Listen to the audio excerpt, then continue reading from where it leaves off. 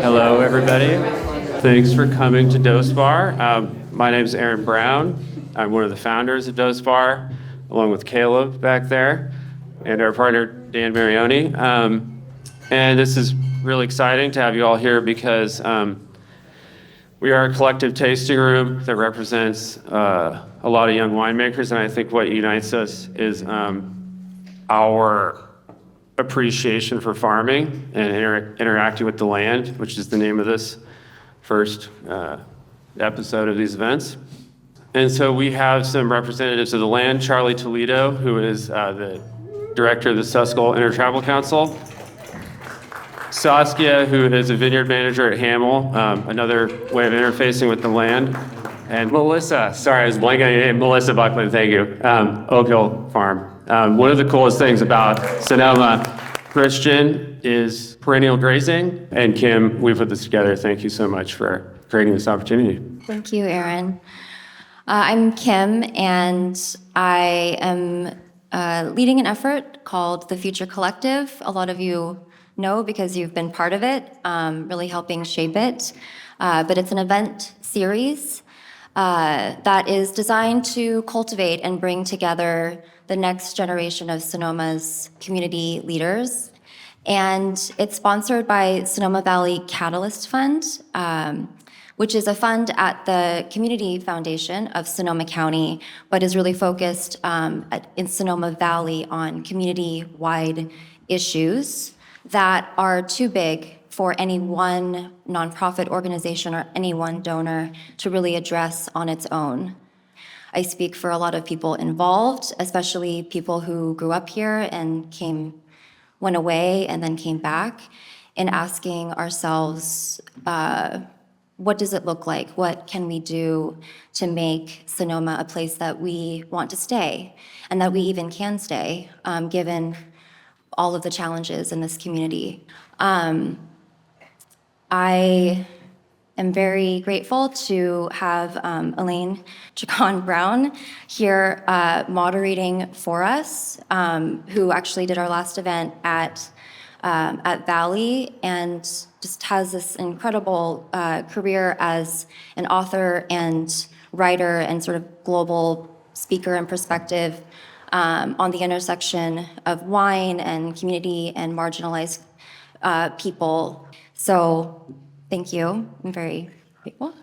And that's it. I wanted to mention that the food that you've had was sourced partially from Oak Hill Farm, the radishes and the carrots, but the rest of it was sourced from the Food Security Initiative, which is a Catalyst initiative. Elise is here who runs it. And it's fantastic. I met the truck at 7 a.m. this morning, and it was collecting food that would otherwise have been thrown away. And it goes to direct service providers and 3 food lockers that Catalyst has set up. So this is a little sample of 20,000 pounds per month that actually would have otherwise gone to waste.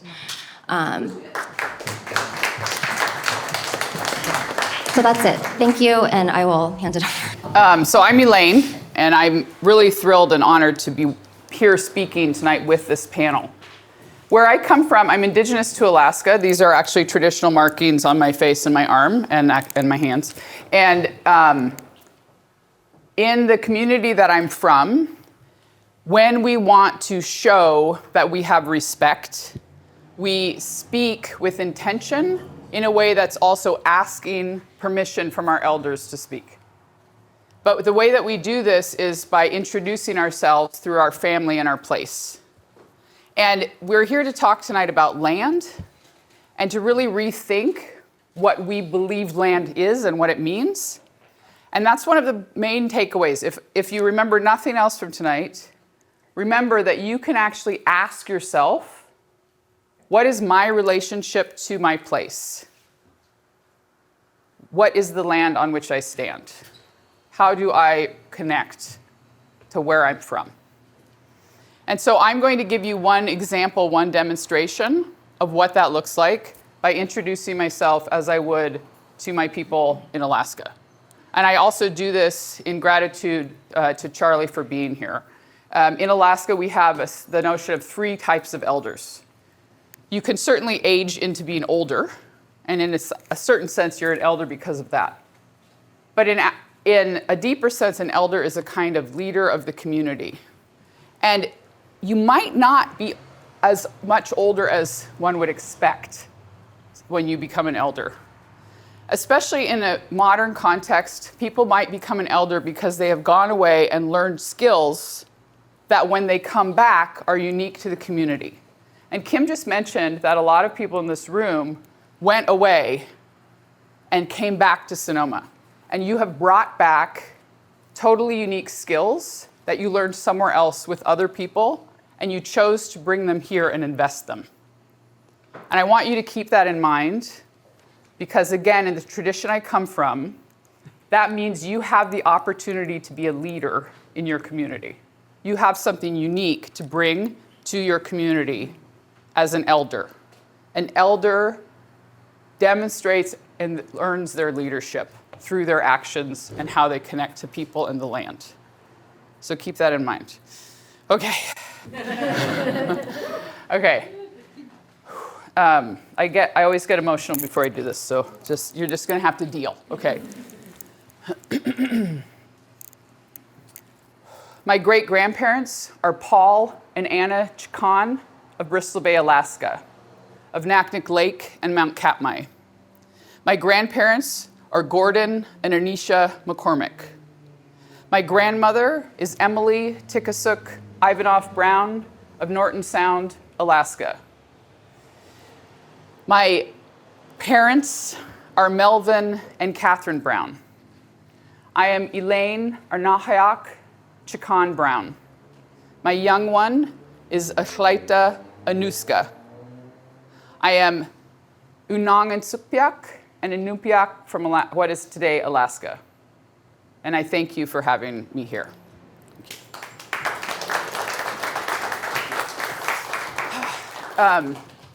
So again, one of the things that we should keep in mind is this is part of a series. The focus today is on land, but it really interconnects with the next 2 sessions that we're going to have too, where we're thinking about food security and we're also thinking about labor and taking care of people. So those kinds of topics will come up today as well, but we're thinking about them in terms of, again, how do we relate to the land we're on? What do we even think land is? What does it mean to have a relationship with it? What is it for? One of the things in our culture is that we've gotten very used to the idea that things are for us. And from that perspective, that means land is for us, which means we look at the land as something that we get what we want or need from. What would it mean to rethink that? That's one of the things we're going to explore today. So, Charlie, I actually was hoping that we could start with you, and if you could talk about some of the work that the Suscol Intertribal Council has done. One of the beautiful things that a lot of people don't realize, Charlie and I were just talking about, the Napa River used to be one of the most polluted rivers in California. And a concerted collaborative effort was formed to clean it up, and it is now actually certified salmon safe. They had to not just clean up the river, but restore the ground of the river, right? A river is not just the water that moves through it, it's the terrain inside the river. And that has been restored. And I was hoping, Charlie, we could just start there. So I just want to clarify that I'm Towa. I'm native to New Mexico. And I think the way that Elaine introduced herself, I have my familial lineage, but then I also I'm not representing the California tribes, but I do work and have been working this lifetime on behalf of the California tribal people. I can just talk fast. On behalf of the California tribal people. And I come from a multi-generational people that lived on the land. And I think the biggest kind of unbalance, and that's what I speak to a lot, is that the way people live on the land now is they're predators. It's a predation. And that's what has to shift. This is our mother. And it's a relationship of respect and caretaking. We're earth stewards. And so fortunately, I come, like I said, from a line. My grandfather was a chili farmer in New Mexico. He was taken as a 7-year-old child from his tribe and raised as a servant in the household that he grew up in. But he survived, and he had 12 children, and 12 children had 12 children. When he went to die at 100 years old, he had 300 living descendants. He just replenished whatever he lost. So I'm one of that. Lost something. I'm one of that. But so as far as looking to the land, it's like we can't separate it into parts. But I was a part, and fortunately, I had just started Suscol, so we started a Native American organization because in 1992, people didn't know there were tribes in California. And that's been my work, and that's where our organization has worked regionally, statewide, nationally, internationally. We worked on behalf of Indigenous people of the world through the UN. But just after I started the organization, I got asked to be on that watershed project. And I was the only person in a room of over 300 people, county supervisors, engineers, the Army Corps of Engineers, talking about the water as a living being. And at first, of course, people were yelling at me. And I was 42 at the time, I think. Young, but stubborn. I just thought, bring it on, babies. And I just didn't back down. So eventually it did get. And then now it's a model. It became a model for the state and for the nation, how a community is brought together. I didn't bring it together. I was brought into it. But we actually became a working team for 3 years. Everybody worked together. And after 3 years, the first year was a lot of yelling and screaming. And people telling me to shut up. Who the hell do you think you are, lady? And I would just be like, because fortunately they had mediators, professional mediators, who said, if the argument is at a standstill, they had to refer to the biologist in the room, who always said, by the end of the 3 years, the argument would come to that place again, and they'd say, we have to defer to the biologist. And he'd say, she's right. I mean, it just got to that point. And then people started saying, is this what you meant? So it's just that thing of staying calm and persistent, but really seeing the earth as Elaine just said, that it's not just the water. And that's the hardest thing that we're working at globally, but at the state level too. It's not about the water, it's about the whole environment. So one of the things that came out is when you clean up the water, because Napa was the biggest polluter of the San Francisco Bay in 1972, 1992 it still was. But once we cleaned up the water, took all the toxins and the poisons and the crap they were putting into the water, then the flora and the fauna came back on its own. And that's what I was just discussing with this one lady. They called it wilding. And I said, well, it's not wilding. California was cared for. Every square inch of California was touched by human hands. It was not a wilderness. So it's the myth of wilderness. It was tended. So the land project that we purchased, we decided we needed a place to do ceremony where we wouldn't be shot or killed, hunted, harassed, or, which we did have to deal with a lot of that. I said, we're the only group to pray. We had to check with the police, the fire department, and then I had a lot of contact with the FBI also. When I went to travel around and get into international work, the CIA was right there with me on the plane. I figured out later. But it's just about, just shifting. This is a living being. She's holding us. And we are being held by the sun is holding us. We're traveling around the sun, and with the sun, all the planets and the moons, we're traveling through a sea, a cosmos, an ocean. They're all living beings. The earth is a living being. The water is part of her life. It's the blood. The volcanoes and stuff, that's her veins, that's her, So then when you shift to that, then there's word reciprocity. I get to pronounce that one. But that you give back and you ask permission. So I'm very slowly coming back in, right? Because we just heard a lot that deserves listening and respect. And I want to point out, I talked about rethinking our relationship to the land. And that takes asking ourselves what we assume it is. Because most of us don't consider what we assume land to be. We just assume land's there. We don't realize we're the ones projecting our views of what land is onto the places we interact. And so what Charlie's just been describing is is reminding us that like the country, the United States, was founded on this particular view of the wilderness. The wilderness was an unpeopled, wild place. When the first outsiders came to California, so when Spain pushed in and to create New Spain in Alta California, there were, many people have argued, over 1 million people in the area that is now California. And I'm not sure how anyone could come to a place with over 1 million people and think there's no one there. Quick side note. But the trails that the outsiders, the settlers, used to travel around and get around, find their way through California, were trade trails established by indigenous groups who interacted with each other over long distances, all the way into what are now neighboring states. This is one simple example of the point that wilderness has never been unpeopled. So it is not a wilding project, it's a relationship project. We're already comfortable knowing we have relationships with each other. How do we have relationships with the places we are as well? We also do that through people, right? Okay, so we're gonna talk about this in lots of different levels, okay? So Christian, I actually want to ask you, there's already this kind of rethinking that's been going on, right? With how we talk about farming. Farming, of course, is a relationship with the land. Sometimes we forget that weirdly. But if you think about what you literally have to do, you are interrelating with the land to grow things. So in the farming community, there's this real rethinking of what it means to do that. There's all this talk about regeneration now. People talk about mushrooms, not just magic ones, other magic ones that like help feed the soil, right?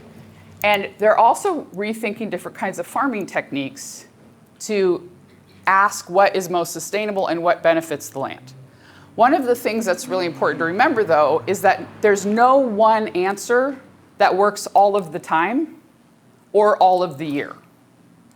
So I want to actually get into some thinking about this with Christian. If you could just start by like really simply telling us what it means to be a shepherd, but then also how that evolves through the year and in different places that you work.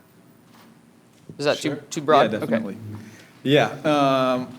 Shepherding that I do is using small ruminants, so goats and sheep, and I partner with various landowners throughout the year, so kind of going sequentially through the year. That would be vineyard managers, winemakers, conservationists, nature preserve managers, biologists, as we kind of go into ecological grazing work. And then in the summer, various kind of landowners doing fire safety work, vegetation management, which is also at the same time converting, all that vegetation and grass into a food product and a fiber product of the meat and the wool.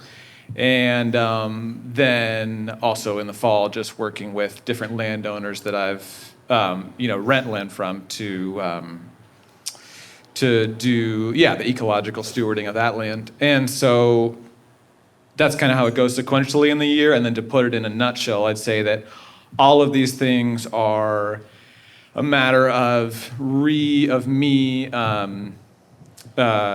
re-enabling ancient relationships that have been kind of dislocated. Can you say what you mean by dislocated? Yeah, in the most specific material sense, I'd say that ruminants and grasslands co-evolved. And so to have two things that co-evolved separated from each other is that kind of dislocation. Right. And there's a lot of ramifications of that, but I can just leave it at that for now. So this is an interesting point too. Like we were talking about, it's not just rewilding, it's actually rebuilding relationships, right? So there's a sense in which we talk about regenerative practices, but another way to think about it would be, what does it mean to have restorative building practices? Because with how things are changing today, restoration cannot mean make it identical to the past. Because guess what? All these new plants are already here. All these new vermin are already here. They are now part of what we have relationship with. So what does it mean to restore balance in a new context? And part of it is reconnecting what we call animals and what we call plants together, that really turned into what they are together, right? Ruminants depend on grasslands. And So- vice versa. Yeah. There's AAI, ancient animal intelligence, and AGI, ancient grassland intelligence. Well, okay, so this is important, and I will use it in my sci-fi writing later tonight. But you know, one of the things a lot of people don't recognize, though, too, there's this. You know, we're talking about carbon sequestration today. What does that even mean? Different types of farming can support it. But what and some people have been resistant to the idea of grazing with the assumption that grazing damages the grass and thereby harms the soil and its ability to sequester carbon. This is not necessarily true, and it's not absolute. So could you talk to us a little bit, just a little bit about how some of that works? Like what is beneficial, what context makes it beneficial, when does it go over into being harmful? Yeah, I'd say the funniest part of that is that they're right, functionally, in that, you know, the big majority of the grazing that you see is detrimental, is taking away from the land's ability to pull in and hold water, carbon, and nutrients. And so it's a really, nuanced conversation in that managed grazing, which I'd be happy to talk about the mechanics of that, because it's literally paying attention to, you know, seeing those evolutionary pathways between what grasses, how grasses and herbivores evolved, and respecting that timing is kind of really that pivot point between what makes carbon farming grazing, where you can actually pull down carbon into the soil, because California grasslands used to be a carbon sink, and now they are a carbon source, and they're off-gassing carbon, you know, and that. So yeah, it's a very nuanced thing, and that can be such a powerful tool of creating that carbon stability. But most of the time, I'd say, you know, like any of us see driving around, you see the hills that have kind of been denuded in the summer, and they just kind of get caught up in a somewhat fucked cycle of like, you know, leaving no vegetation at the end of the spring. And so in our Mediterranean climate, when the rain does come in the fall, there's nothing to catch that rain as it comes down and slow it down the contours of the hill. And that's a lot of like where the work of it actually is done, is catching that. And so there's no rain held there, so there's no vegetation that grows. What little vegetation grows is overgrazed. So it can be like there's spiraling downwards, and then there's spiraling up, and it's like a treat that I get to participate in a lot of the spiraling up with the different landowners that I partner with. So we're talking about different types of relationships, right? So the ruminants can actually help improve the health of the land when their relationship to the land is well observed and well maintained, basically.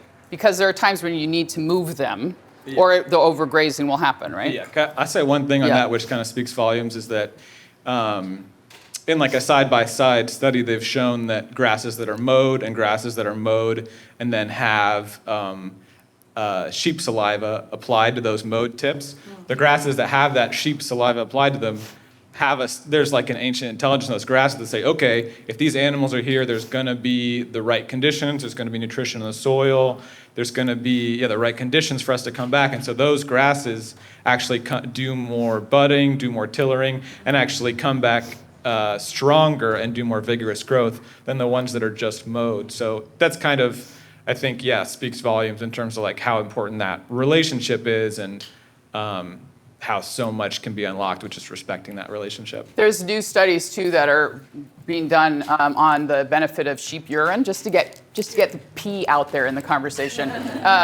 But yeah, and so it seems to actually encourage growth and nutrients in the soil in other ways. But we're gonna pause on that, because again, we're talking about rebuilding disconnected relationships, thinking about restoration in a different way. But when we're talking about land, we're talking about land management and land use, right? And that connects directly to these questions of food security and economic security. And just to put the obvious thing out there, we're in wine country. So a huge portion of our land use here in Napa and Sonoma is vineyard use. But we're lucky in that Sonoma County has a long history of farming of various types. And people are trying to really reclaim that. That's another sort of restoration you could consider. And so I want us to kind of think on that level now, Melissa, with this idea of what does it mean to farm for produce in a wine environment, but also what does it mean to, if you're farming produce for the sake of food security, you're immediately getting past this pretty picture of sheep on hillsides because it's nice, right? Just like you can't just have sheep everywhere because it's pretty, you have to actually time them and think about how it's working. Similarly with farming, you can't just have a pretty farm, it has to be an effective one that's beneficial.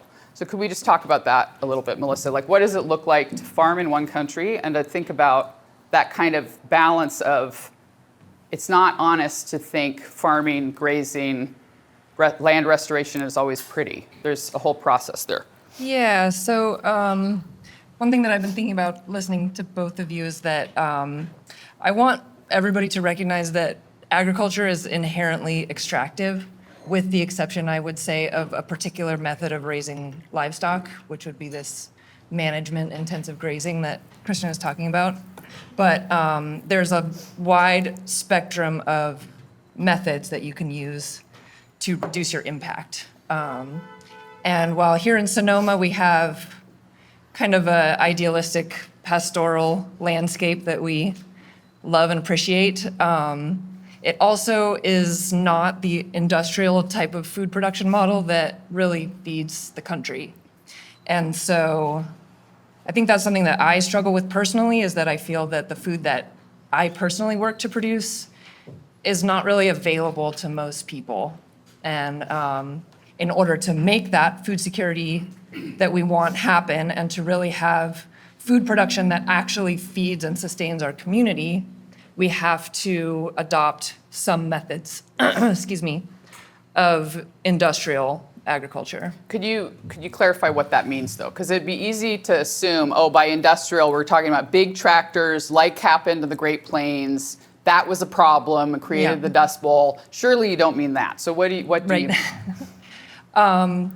So a lot of people think of industrial agriculture, they think of, 500 acres of corn in the Midwest, or the Central Valley, where maybe you have 50 acres of broccoli, for example.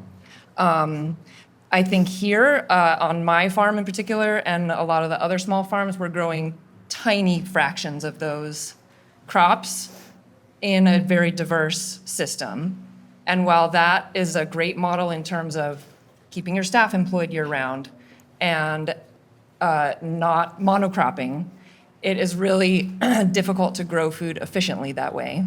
And so adopting some of the things about industrial agriculture that work, like growing larger blocks of less amounts of crops and working together with other growers in the community so that not everybody is growing the same crops and competing to grow the same crops. And if you grow larger quantities of particular crops, you can invest in the machinery that makes it efficient. And sometimes that kind of machinery and infrastructure is things that people don't necessarily want to see. And that is a challenge for this community. But I would also like people to recognize that we live in a highly monocropped environment, which is grapes. Right, so you're in a unique situation where you have a diversity of crops in a small parcel surrounded by a monocrop. Exactly. Yeah.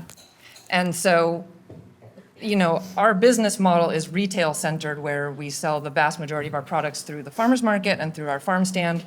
And so diversity works in that model, but it doesn't work for feeding the broader Sonoma community. So you've mentioned the word efficiency a couple of times. Can you clarify what that looks like in a farming context? Well, efficiency really just means the amount of product you can get from the inputs of labor, water, fertilizer, et cetera. Well, how would it show up for consumers? Why would it matter for someone besides you as a Because, as farmer? my friend Lucy told me, when volume goes up, price goes down.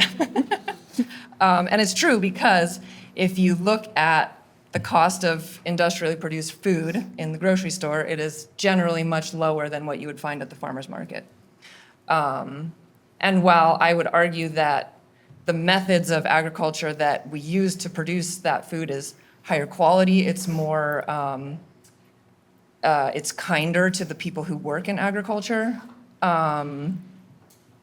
it isn't really the answer to providing food security in our community. And that's what I'm interested in, trying to find a way to abandon the things about industrial agriculture that we don't like, which is monocropping and chemicals and abusive labor practices and all these things that are terrible, but also growing enough food at a low enough price that everybody can afford it. Okay, so I'm not going to talk very long, but I want to pause and make sure you anchor a couple points in your head, okay? Because we're going to come back to them. So Melissa just talked about the idea basically of farmers having to compete with each other, right? And especially now in a monocrop context, we have all these wineries and growers competing with each other, right? But you quickly mentioned this idea that if farmers were collaborating, then this land that's appropriate, we don't really have corn land, just to be very plain about it, right? Like, that's not what Sonoma is. You don't grow corn in the mountains in this kind of slope. But if we were to look at specific parcels and recognize, oh, this is really good land for this, what if that grower specialized in it and the neighbor specialized in another thing? It would increase food availability and efficiency at the same time, okay? So just keep that idea in mind, because it also really nicely connects back to some of the stuff Christian is thinking about with grazing and what would cooperative grazing look like. So we're not going to push into that yet, but keep that in mind. Okay, so now we're like going, Saskia gets to represent monoculture. She's very bravely here. Yeah. We set her up to, like, she has to defend the entire wine industry.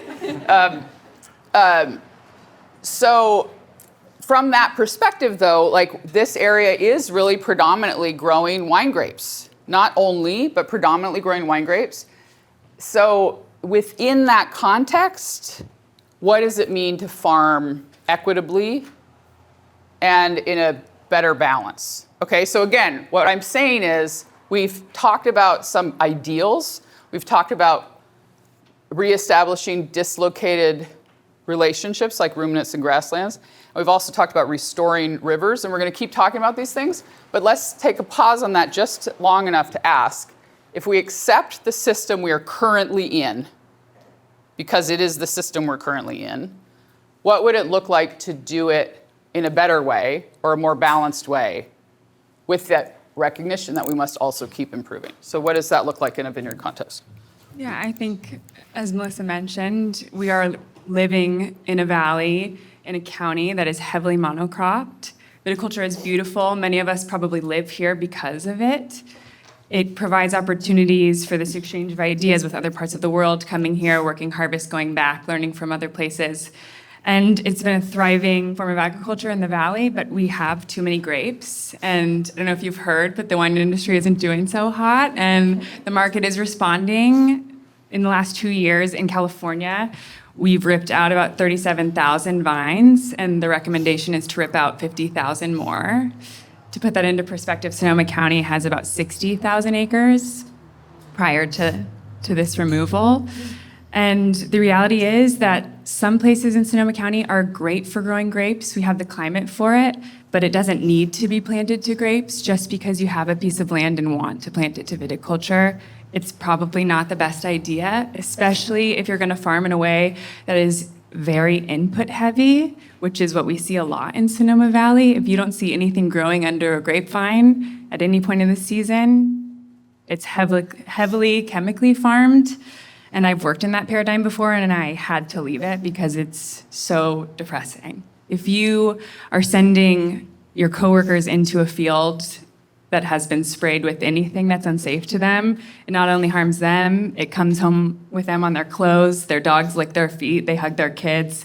It's a huge responsibility to farm in a way that is heavily input heavy. And the responsibility for us grape growers is to plant a space that is good for viticulture, which means does not require a lot of irrigation, which doesn't require a lot of inputs or heavily disrupting the soil to plant it there just because you want to, destroying a hillside. There's a lot of responsibility in planning what you're going to plant. And so I think if you're lucky to work in this industry, because I do still think it's beautiful and I think it contributes to our culture, but I think that we as grape farmers have to come to terms with maybe everything we're growing and everywhere we are growing it is not appropriate. And just because it is someone's dream to have a vineyard somewhere doesn't mean that it's right for the community. I'm pausing so y'all can clap. That's a really hard thing to chew on, though, right? Because many of us in this room, our income is dependent on the wine industry. And we're pointing out that it might be the case that a lot of the land planted to vineyards would be better utilized in some other way. And that requires us to ask what we believe land is and how we interact with it. But one of the things that's implicit in this is the idea of ownership. Some of us in this room are lucky enough to own land, and the people that own land are the ones that get to make these decisions. And they might employ someone to make the decisions, but the people that are employed to do that are always constrained by the ultimate decision of the owner, even in the lease structure. Okay? So I want to remind us that ownership of land includes this idea that the owners get to decide. So if we're going to be changing some of these systems and decisions, there has to be owner collaboration, owner cooperation. And what does that look like when we're used to yelling at each other for a year before we agree with something, right? Okay, but Charlie, you actually did something really interesting with the Suscol Intertribal Council.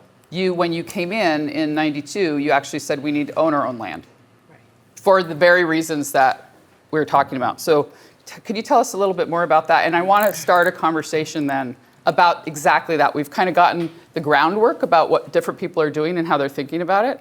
But let's come back to this point that the Suscol Intertribal Council gets to, because they own land, gets to choose how they engage with it, and then think through what that means in these other contexts as well.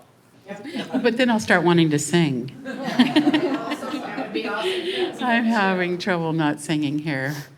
Hey Anna, hey Anna, hey Anna, hoo. Hey Anna, hey Anna, hey Anna, hoo. And we sing to the trees and the birds, and they sing with us and all that. So I wanted to start singing, but now I did. Since you guys said, go ahead, sing. Okay. So what was I supposed to talk about? The idea, because I'm one of those people, I was like a hippie. They say if you were in the 70s, you didn't remember them, but I do, and I was.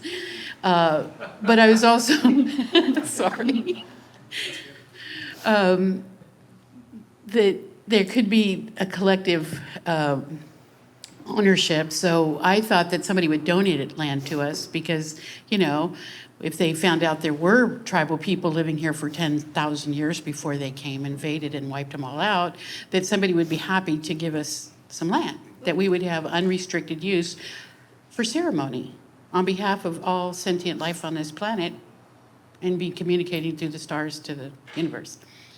Well, that wasn't real. So so then, one of my friends, he said, they killed us, they ran us off, they're not going to give us shit. We have to buy land. And he was a Vietnam vet. He was also Cherokee. He was raised traditionally in California by his Cherokee mom who raised 7 kids, hunting and trading. And he is like my age, which now I'm the oldest one probably in the room, but now that was a long time ago. And so we did, then we thought, oh, okay, we have to buy it. So we did. We had to pretend we weren't Indians. I had to pretend we were a group. Couldn't say Indian. And that was some of my mentors who were raised on the reservation. They said, they're going to kill you before you can do that one. And they tried. But then we just purchased the land. We pretended we were a group. We purchased the land. We didn't have any money. It was that I pretended I was a guy, because men will just kind of bullshit. And I just said, yeah, we have money and we want to do this. But we had a really clear idea we wanted. 20 acres, 2 to 20 acres, under $250,000. And then we found it. And so we purchased it and we paid it off in 4 years. And then when you own the land, then you can determine its use. And so we created a model. This was before the land back movement. And I was saying back then in 1998, which was probably before some of you guys were born, that was gonna, when people started to understand the truth, they would want to give land back to the Native people. And people back then, these were Native people that were marginalized on the reservations and rancherias in California. They said that's never gonna happen, but it is happening now. It is happening. But it's taken this long, 40 years. right? It's taken 40 So years. let's not set that aside. That's taken that long. Yeah. And we created a model, because people thought, well, there's these people. And even one of the funders over in Napa, because Napa is really different than Sonoma, and that's what we were all talking about. It's like it's a different world. There's like some kind of a wall. But that's where I chose to live because I wanted to live where that stuff comes from. It's going to be the eye of the dragon, to shift the dynamic of how we live on this earth. I had that vision actually when I was about 5. So then we realized by having land and by our organization owning land, so I don't own it, nobody owns it, the organization owns it. It literally belongs to a nonprofit organization that's dedicated to using it as a prototype model for the state and actually now, because through the UN, the world. How we can live differently without that predation. So we just were bold, I was bold. There was a couple of people around me that weren't quite so bold. But we bought it, we got it, it's paid off, we're developing it, but we're developing it with indigenous practices. And it's become a model, and because we're right on the street, and one of my elder mentors, because I had a lot of California mentors that were mentoring me and telling me what to do or suggesting what to do. And when we first started looking, we thought, we're gonna be way out in the hills someplace, which we are, but she said, make it close to a road. So it's 𝑣𝒂𝒃 Valley, which is the northeastern part of Napa County. And what we realized later, because I'm talking to all the tribes and the elders and putting all the stories of what happened, the devastation that happened to the Native people here. And so just 2 months ago, we completed a mural on the wall in the main house that's on the road, 𝑣𝒂𝒃 Valley Road, that the Native Americans from the Napa Valley were running from. The bloody runs out of Napa Valley, the survivors were running up into Lake County, and that mural is dedicated to the survivors of the bloody runs out of Napa, California. So we can use it as a statement in so many ways. And some of the young people, they're so funny, and they're like, wow, that's amazing, because this wall doesn't have any windows and it's right by the road. And I'm like, duh, duh. One of the things when we're talking about land and rethinking it, the only way we can effectively answer these questions is to ask better questions. And we can only ask better questions by having more insight into the history of the place that we're talking about. And so what Charlie's getting into is that there's a really detailed history that includes incredibly difficult and even horrifying things that established what California is today, including Sonoma Valley. And I say that out of honesty. I'm not accusing anyone in this room about it. I'm saying this is the truth of where we live. And in order to ask better questions about how we should be engaging with the land and each other, we have to acknowledge the truth where we live. And so Charlie's describing an example of this that's happening over the wall in Napa Valley. But Christian, in Yolo County, you're also working with you're involved with some tribal groups and also collaboratively with some of the grazing, right? Is that right? Yeah. So I've worked for the past, this will be the 5th year of working with the 𝑦𝒐𝒊𝒃𝒍𝒆 Wintun Nation there. And then also with the, directly in a number of projects every year. And then as well as working in the tending and gathering garden at the Cache Creek Preserve, which is kind of co-managed by a board of a few different, Wintun tribal representatives. I get asked as a result all the time, well, what can I do to help tribal groups in where I live? And this is your answer. You have to listen to what they tell you. It is so common inadvertently to assume, but I can help. But if you don't even know who someone is, what they do, how they've lived their life, how they got there, what they like, you cannot help. And if you do not know the tribal group that you are keen to help, you are not actually helping in any way. You are assuming that you're useful to people you don't know. So the most important thing you can do is find out what someone else actually wants and needs before you assume you're supposed to be there. As one example, in Oregon, the Ron tribe has explicitly made clear to the wine community in Willamette Valley, don't even mention us. Do not do land acknowledgements.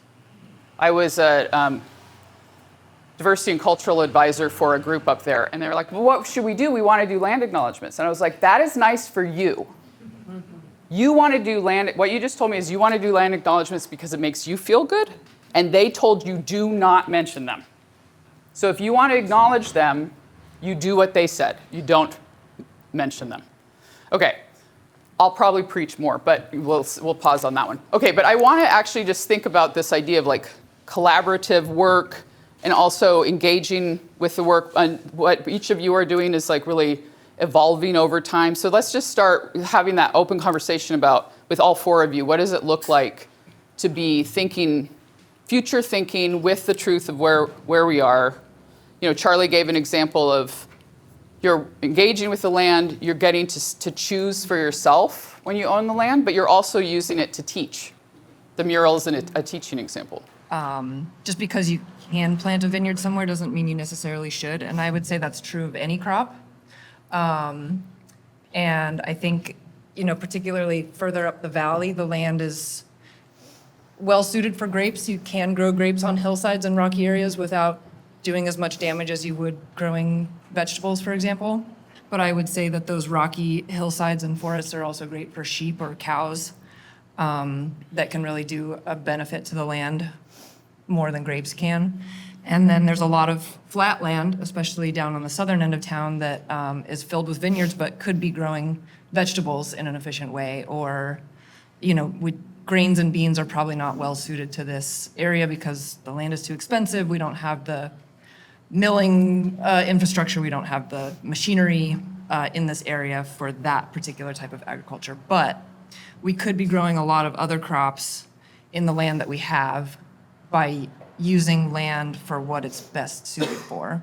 And so it's hard because we live in this capitalist system where you want to grow the thing that's going to make you the most money. And that creates a lot of competition, but it kind of like pits us against each other. And it's hard to come up with a way to create systems of support that will actually move the whole community forward in a direction that's actually helpful. And I don't know the answer, but I want to point out Feed Sonoma, which I think is a really great way for like really small producers who have tiny pieces of land that they can take their product to this aggregator who will get it out into a much broader community than that individual grower would be able to do on their own. And so organizations like that could be really helpful with food, with moving grazing animals around, maybe, I don't know. With maybe landowners who want to have grapes can also have other types of agriculture on their land. And the difficult part is the financial question, of course. And I think talking about this question of ownership and who gets to make the decisions is the people who own the land. And so if we as a community see agriculture and food production and wine production as a priority, then how do we actually create systems that make it work? So I don't know. Anybody got any idea? yeah. Well, I actually want to go back to Charlie because you're talking about this unusual land model, right? Where you're getting to make your group is getting to make decisions, except no one person owns the land. So it belongs to everybody. So you're having to cooperate, except we are describing as this farmer has perfect land for carrots and tomatoes, that farmer has perfect land for beans, and then someone like Feed Sonoma comes in and pools those resources and makes distribution for the farmer possible. right? But that's another kind of collaborative, cooperative model. So can you just quickly comment on like how do you make the mediation of group ownership, group decision-making work? Like I mentioned it just when we were talking, it hit some rough spots. But the other thing about being close to the road, that what we're doing with the land, people can see it. And they start mimicking it. They don't come and talk to us, but they'll start doing it. You know, what we're doing, the erosion control, doing berms. Now we got a bunch of mycelium blocks, and we're using that for erosion control and to build up the rocky soil. So it's just, you know, everybody being on the same page, saying it doesn't belong to anybody, but it belongs to everybody. And then it's dedicated to unity of wildlife, so we're always considering, you know, the mountain lions, fox, the squirrel, you know, everybody, hummingbirds. I think most people want to think that way. And so part of it, you have to put your ego over here someplace. But I grew up in a large family, large sibling group, and then I talked about 100 kids. So I'm used to that idea of collective, but I think most people want that. And that's why I say to Elaine, when she was just telling me about her heritage, that she was raised in a village. And that's such a valuable thing, but I think that that's something that everybody yearns for, is to be part of a village. And what you guys are talking about is just amazing to me. You know, just everybody not competing, but growing what their soil's best and having that collective. So we do that. Everybody has different ideas, and everybody's excited about it because we've changed what was kind of a barren, rocky place, and it's turned into a village. And then we created. Oscar came out when we built these spiral gardens. That's been one of the ideas that we want to do, because spiral is the communication to the universe. And so I'd been out there the day before we were going to create our garden, and there were a bunch of volunteers were going to come to put the rocks down. And I thought, well, they're going to ask me where's the center. So I'm like, where's the center? I saw a little rock stuck in my pocket, and I'm walking back and forth. And then I thought, I think it was where that little rock was. Well, it took 2 weeks to realize that little rock that is the center of our spiral garden, 3 spirals, 3 threes is the dragon, the breath of the universe, is an asteroid. So how long ago did the cosmos drop that seed onto that spot for us to come along and go, okay, we're going to set up a portal to communicate with the universe. Where is it going to be? You know, just being that really open like that. And when you can be open and then that stuff happens, then people go, oh, okay. That's one way to get consensus. You have a little bit of magic in there where it's. The biodynamics gets sort of blasted for being too magic, but there's other ways of thinking about it too, and some parts of it relate to the kind of openness Charlie's describing. Can you tell us a little bit more about that too? Absolutely. If anyone's unfamiliar with biodynamics, it's a farming paradigm. It's been around for about 100 years, and it draws on a lot of what we think about when we think about regenerative agriculture, soil health, looking at the farm as a living thing, an ecosystem, and also including the human in that component as well. Not that nature is doing its thing over here and we are with it, but more so we are it. We are a part of it. So often it gets a bad reputation because it does take into account the cosmos, but I think that makes working with it even more entertaining and creative and encourages curiosity in the system. And to comment on collaboration, I wanted to shout out Sonoma Valley and I think this generation of vineyard managers and viticulturists that are here with sharing of knowledge. It's really big here, and I know Morgan Twain Peterson is here, but I think Bedrock really leads that in research and development and sharing it with their neighbors. They're just down the street from me. In the wine industry, there's so much wealth and there is so much R&D, but it's locked behind an NDA, and you need to pay this consultant to find out that information, and no one's going to tell you what they said to you. If you don't know what all the things she just said that was actually the point. Okay? It's all in code. Like, that's how hard it is to get to. Yeah. Exactly. And that doesn't get us anywhere. And sure, maybe it makes your farm this much more regenerative, but what does that mean? You're on a different piece of land. It's going to look different for all of us. But I think Sonoma Valley in particular is so open. We're in this time of climate chaos that what affects my property, which shares a fence with Melissa's property, is going to affect all of us. The creek that runs through my property runs through Morgan's property. And so much other knowledge has been shared. Melissa and her husband are cattle farmers, and I am new to cattle farming, but I'm doing so as well. And I am constantly asking them for information on birth. And you know, I think that inspires me, and I encourage farmers of any type in Sonoma Valley to continue to do that, because maybe, yeah, we're selling the same product, and in a sense we are in competition with each other, but not from a land standpoint. Christian, you see some of this work in grazing too, the collaborative neighbors and. Yeah, I'd say so. I mean, I think grazing, part of what excites me about the grazing is that it's a solution that I think, kind of like every solution that's exciting nowadays, points us to thinking beyond fence lines. We live in a culture that prioritizes ownership in a way that the owner gets to decide what's done. And now if we're recognizing that we're in climate chaos and massive global change, which is occurring locally, right? Then no one of us, it doesn't matter if my land is regeneratively farmed. I'm actually of the generation that can't afford to own land, just to put out there how expensive it is here. And I'm, you know, it's just true. Okay, so anyway, but if my land is regeneratively farmed, that does not actually ultimately matter if I'm surrounded by a lot of land that is not. So we're in this interesting tension point. Matter. Yeah, thank you. Go ahead, yeah. I just mean if you're doing it, it matters. Yeah, it matters. So I'm saying it does matter, and it impacts me, as Saskia was saying, it impacts our neighbors. But I'm saying I can't save the planet. I can't even save my own community with my land. Can I offer a counterpoint? Please, yeah. And this is just something that kind of is comforting for me, is just knowing that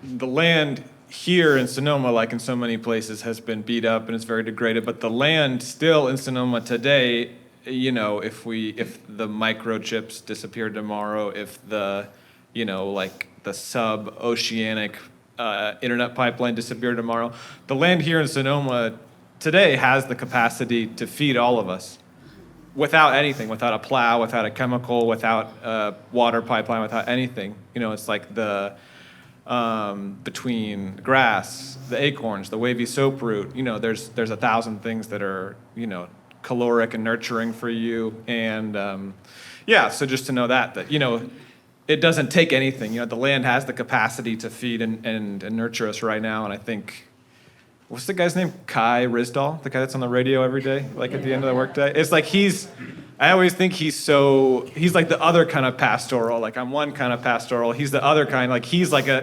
really makes it salient for me how religious the way we talk about the economy is, and that it's a thing we all need to feed into, and it's invisible, but it's all around us. And if we all feed into it, then it'll take care of all of us. And so, you know, it's kind of like another, you know, God or whatever, you know, you know, to like pray to and put energy into, and then hope that it takes care of you. But yeah, the point is just that even if that God falls apart, you know, like that this land that we're all on has the capacity to feed and nurture us. And I want to talk about what moves people, because I am talking in a lot of different venues, but it does feel really, really special to be here. And I thought the way you guys were acknowledged as coming back, you know, to make this be your home. And I think we're all looking for that. But one of the things, the tribal level, at the state level, we're talking about one water. And when I first went, I've been working around water levels at the state level and then internationally.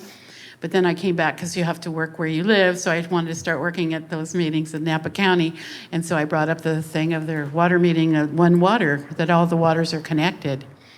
And of course I got a lecture on, you know, well, you got to go to the boundaries and then, so I stopped. I went to one meeting and realized why I'd stopped going. But then working with the tribes, we've been working for the last 2 years collectively, brainstorming. And it turns out after 2 years of a lot of discussing twice a month, having talks on Zoom, that all the tribes that are participating agree that water's the most essential part and that all the water's connected. We have to say one water. And then I brought up one water and someone said, well, it's one water. So I said, are we saying one waters now or are we saying one water? You know, and I said, what's the difference between one waters and one water? Well, if we say one water, we're just talking about the rivers. If we say the waters, then we're talking about the oceans and the lakes, and then they start talking about how that gets really confusing politically. And I just was like, you know, because we're trying to have the same we're trying to all be on the same page when we go to the state, because we're trying to work with the state. And we're part of a solution for the microplastics. MIT just certified it a month ago, the bokashi that we're doing, the mycelium. And that's what we were putting into the river that helped clean up the river, was bokashi.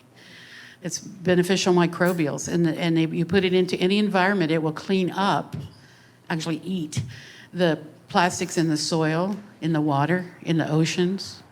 It's non-industrial, it's safe. MIT, Harvard, and the EPA came out to my friend's place he's been doing, because at one point he was doing all this work and sounding crazy, but we were doing it with him. And then he's like, we could do this at Clear Lake. And I mentioned to the tribes around the lake and up in Lake County.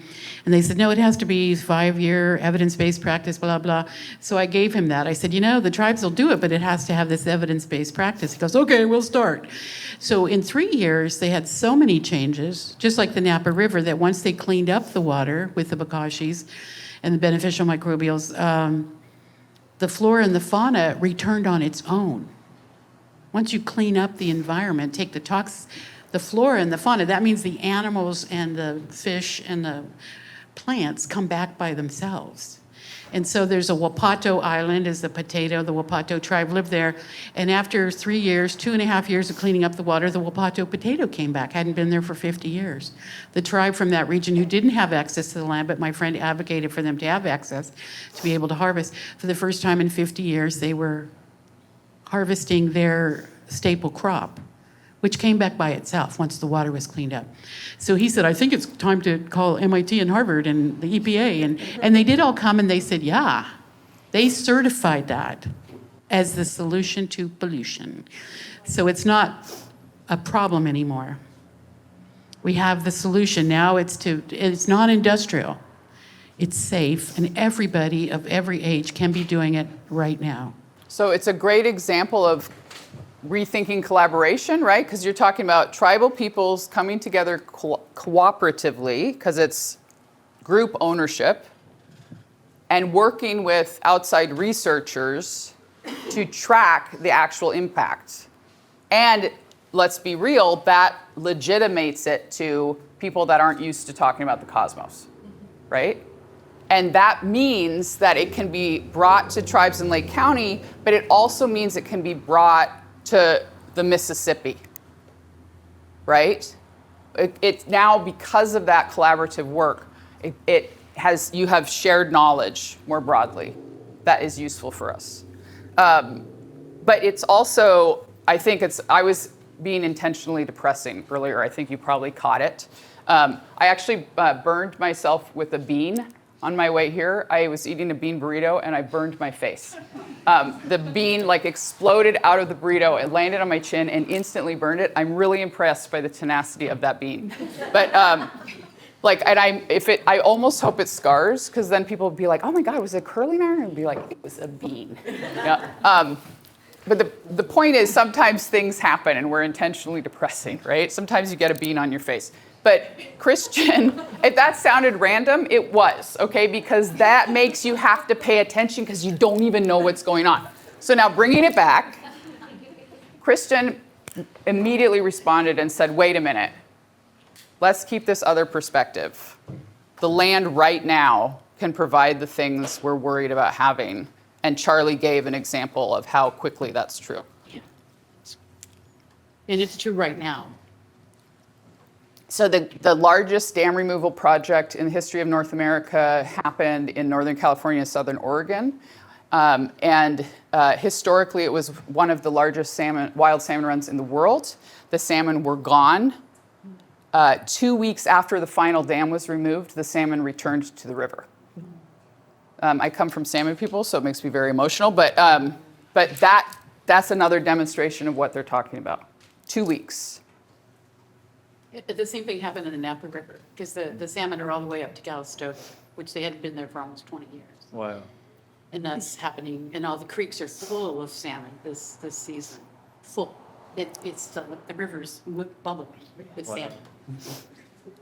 So we're starting to get close to, we're wanting to think about this conversation more broadly. And there's, Kim mentioned the Future Collective and Catalyst Fund, and we also are really lucky to have some people here from the Community Foundation.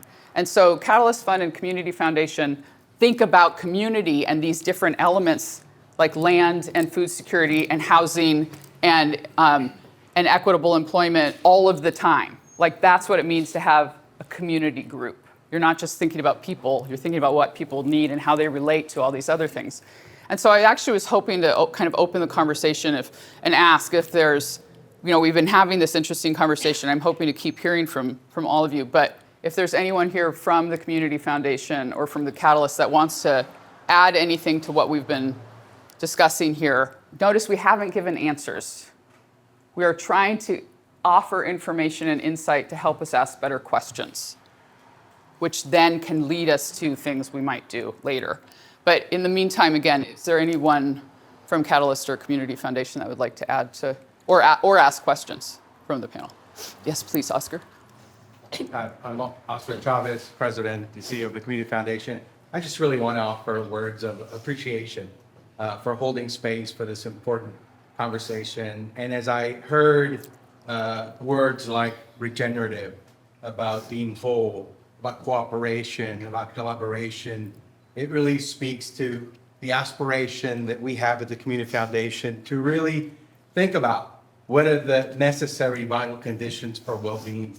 What is it that we need as a community to be thriving, successful, and equally important, how do we extend that aspiration for everybody that lives in our community, not just those that have the choice, to be able to have a kind of lifestyle that brought them here, to reap from everything that Sonoma County has to offer. But what is our responsibility to extend that lifestyle or that experience to those who today have less than us? And that's really the joy and the opportunity that we have to think about creating opportunity of abundance and think about investing in those vital conditions for well-being. So I was just really moved and encouraged and just delighted to be a partner and a supporter and a champion of the work that Sonoma Valley Catalyst is doing to really ignite an imagination of the possible. And so just sincere thank you, and I'm just delighted to be in your company to share in this wonderful dialogue. So Thank you for being here. Yes, please, yeah. Hi, I'm Catherine Fulton. I'm from the Catalyst Fund. They're gonna be able to hear you. Yeah, do you mind standing? Yeah. Oh, I want to ask a question. Oh, okay. So I'm Well, just asking, but, I was very moved by all of you. It's really wonderful what you're doing. And so my question is, how do we move from these ideas and the things you're each doing? What is the support that you need is there support that you can, when you think about us as a community, the things that we could do together? I'll yeah, please, take yeah. that on first anyway. Well, so this whole conversation is about land, and there's so much to talk about, but I think that from a grower's perspective, the most fundamental thing that we need access to is land. And I'm sure we've all heard statistics about, the average age of farmers and the demographics of farmers in this country. And, the dictionary picture of a farmer is a white guy in his 60s. And that's not sustainable.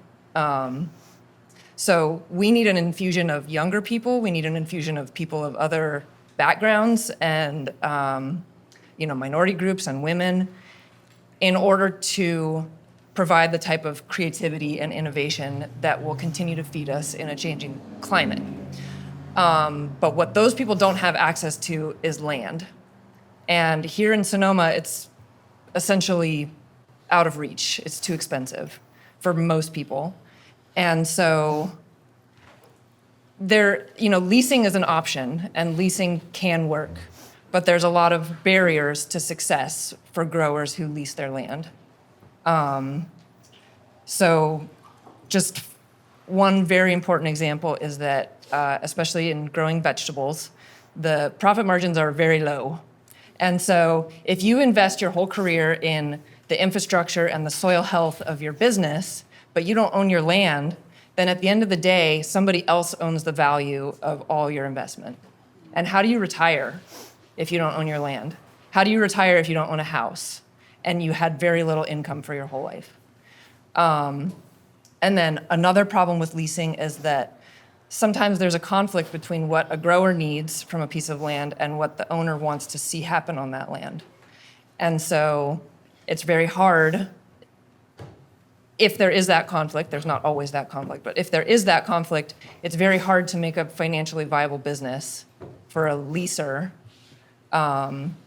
because they can't make the type of infrastructure decisions that they need to make it work. And so what I think is the conversation that's most important in Sonoma right now is how can landowners actually make food production viable in this community? And that requires thinking really hard about, like, what is it that a landowner needs from their land? Is it just this this idea of owning something? You know, you're talking about we live in this society that really values ownership. And that, especially in the modern world where there's too much competition for limited resources, like how it doesn't provide a path forward for the rest of society. And so, like, I don't know what the solution is, but I think having conversations about how landowners can actually make it work for people who don't have the money to buy land. So during COVID, of course, we all got isolated, so I started using Zoom, which I was already familiar with that prototype, and doing meditation classes, and I was telling people you need to start growing your own food. And this woman who was down in Los Angeles said, well, I live in an apartment in LA, I can't grow food. I said, yeah, you can. I said, do you have sunny windows? Yeah, there's sunny windows. I said, do you have some jars, clear jars? Yeah, I have jars. Do you have clean water? I have clean water.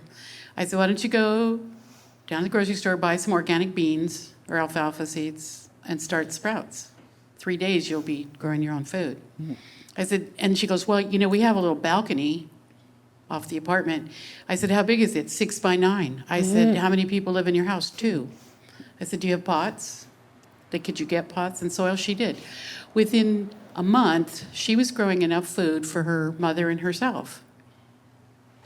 Because then she started with turnips, you know, and radishes that grow really fast. Started with the bean sprouts, so they had food they could eat in 3 days. And I think we have to take ownership of, can we feed ourselves?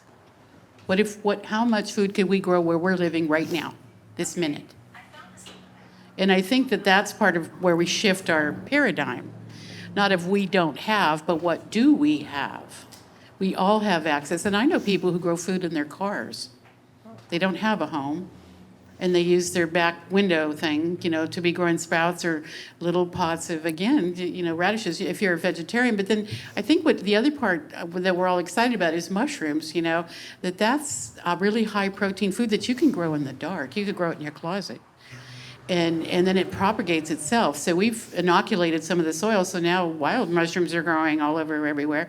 So not only are they replenishing the rocky soil, but they're food. And they're not just food for us, they're food for the deer and the coyote and everybody else that wants to eat that stuff. So I think kind of take more ownership of, no, what can we do where we are right now? That's one of the things I always say, what's the most you can do from where you're standing right now? Everybody could be growing bean sprouts.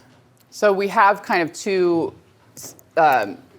equally important perspectives here, right? That we are in a situation where land ownership dictates what is happening in Sonoma Valley. That's actually true almost anywhere in the world. Land ownership determines who gets to make decisions, and that determines how a region operates. And there's only a few of us here that own land. Most of us that don't own land are not actually getting to make those decisions.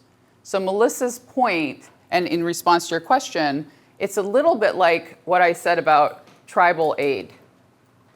If you are lucky enough to have resources and you want to be part of rethinking these questions, you have to start by listening to the people that could actually make change. And the people that farm, that grow grapes, that graze, that transform and restore land, these are the people that have the resources, the know-how to rethink how land is used. So as owners of land, listening and actually believing what people say is essential.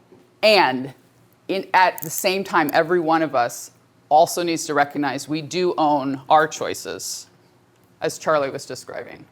So we can have this long-term goal of rethinking land in the region, and also this personal awareness that we can choose how we're interacting and get our jars out and have food in 3 days, right?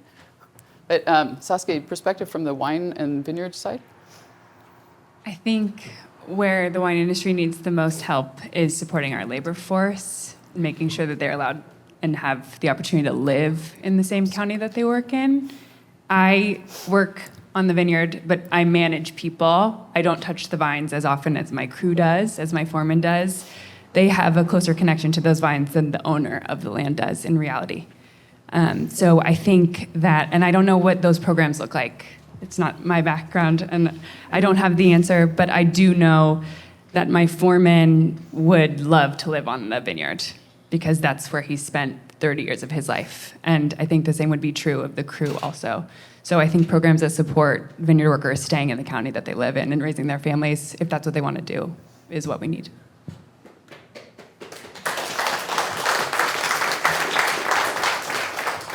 So we're going to keep this discussion going. A lot of us I know have thoughts about some of these things and are just like rethinking what all kinds of stuff just from this conversation. But I want to remind us too that Kim has done an incredible job at putting some food together and with Erin creating this space to welcome all of us. And so part of the hope for a takeaway of something like this is that we keep talking with each other tonight, right? But also going forward. One of the really cool things that Kim told me recently, we did this event at Valley 2 weeks ago, and we were talking about takeaways, and one of the really simple things was buy food at the farmer's market, because then you're supporting people actually growing the food.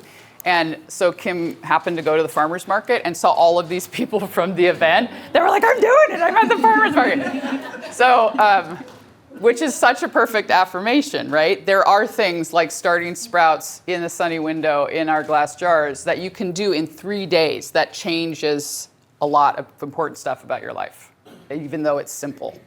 And so I want to ask, as a kind of final thing before we start interacting with each other more broadly, if each of you had a key takeaway that you would hope everyone would get tonight, what would that be? But also a key hope. What would you love to see build and grow in Sonoma Valley? I think for everybody to take responsibility for their own life, and nobody's coming to save you. I mean, as Native Americans, that's a lesson that we learned, and we're still here. And then, to keep hope alive, because I know right now what's going on in the country, a lot of people are like, they're just like throwing hope away. I'm like, why'd you do that? That's what you have to keep. And then what I said, which I say all the time, and I've said it for about 50 years, that we have to start from where we are right now, this minute. What's the most we can do right now going forward? What can you do tonight and tomorrow to start to shift your relationship to the living earth mother? Be aware of the sun that touches your face and give thanks for the new day every day. And to bless the water anytime you come in contact with it.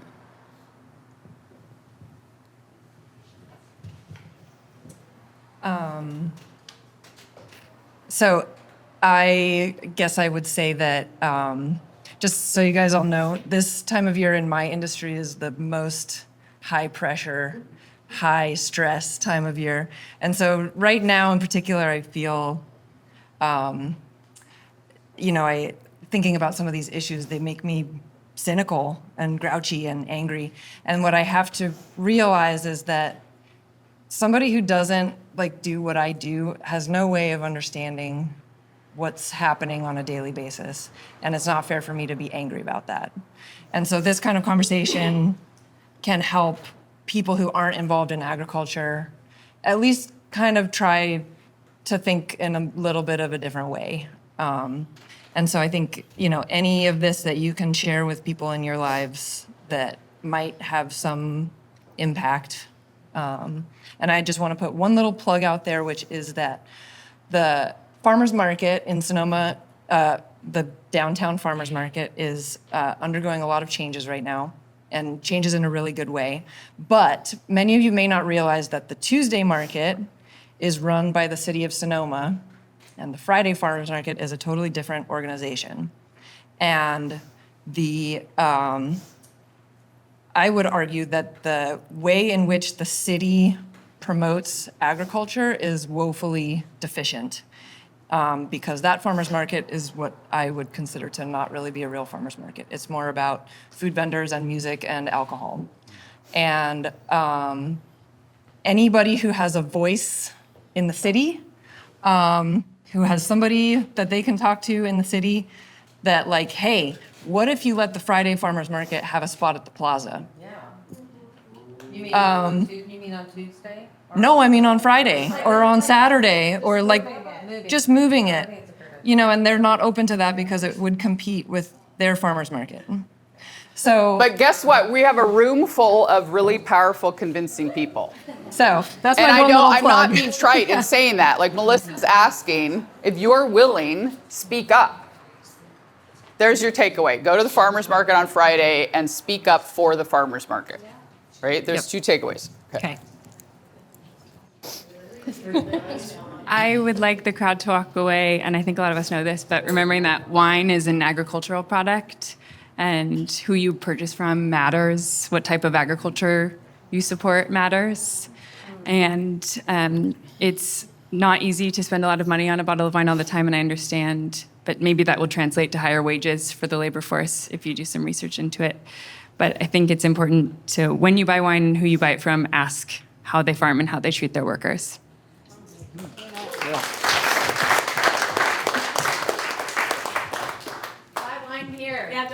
Yeah.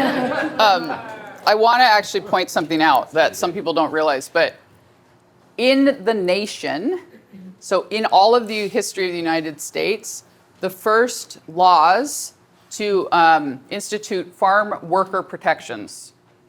So the first place that developed agricultural regulations to protect farm workers was California in the mid-1970s. So national labor protections for the entire country and all industries except one were made in the mid-1930s. There had been massive national labor protests in the 1930s, and they were shutting down industries. And so the president actually, he was like, well, I'll solve this. I'll create labor protections. Except no domestic workers either. Well, yes. So what happened was certain people lobbied to ensure that agricultural workers and domestic workers were not protected. And that has created a system nationally in which our food is dependent on significantly underpaid labor. That is still true today. But I want to remind us that California was the first place and still one of the only places in the United States that has instituted farm worker protection laws. They literally didn't have water, shade, or a bathroom until 1975. Okay? The reason I'm bringing this up is because think about where you're buying food and wine and blankets even from, right? Because where you buy those things from, those things all protect or not the workers that made them. And it can feel really hopeless sometimes, the feeling as if there's no way to improve things for these workers because they're underpaid. But that's why I'm reminding you, the state of California actively lobbied for decades until the legislature changed the law.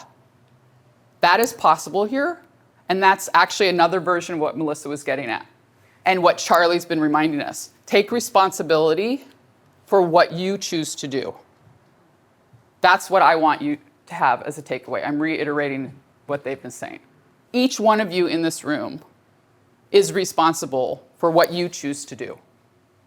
That is so powerful.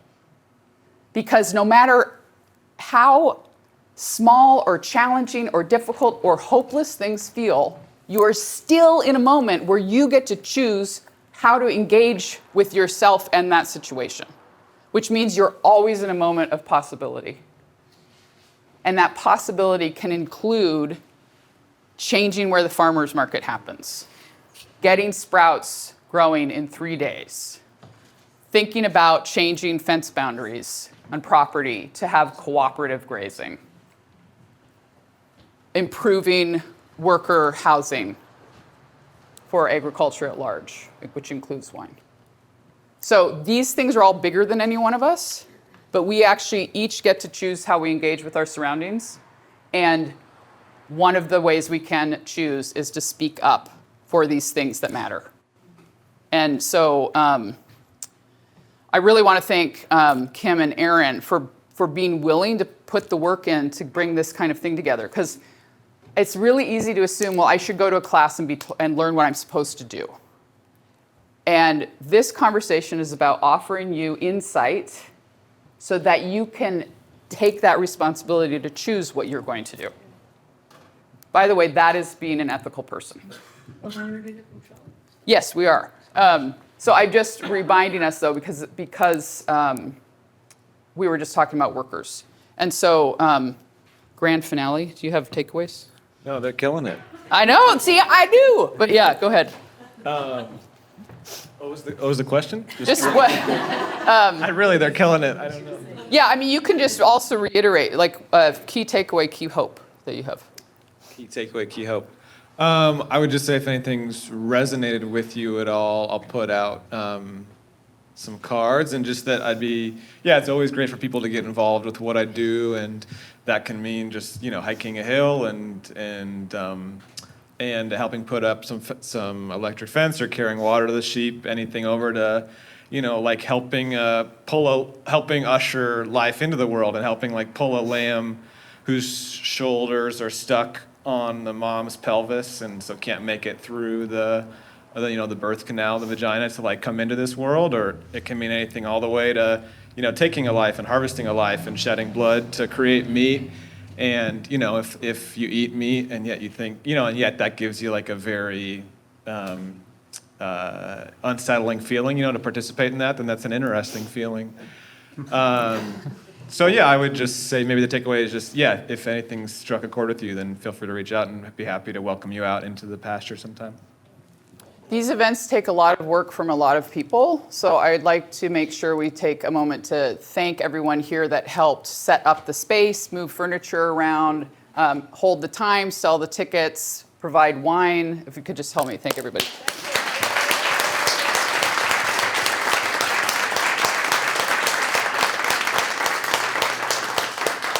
And we really want to thank the Catalyst Fund and the Community Foundation for their ongoing work for the sake of community here in Sonoma.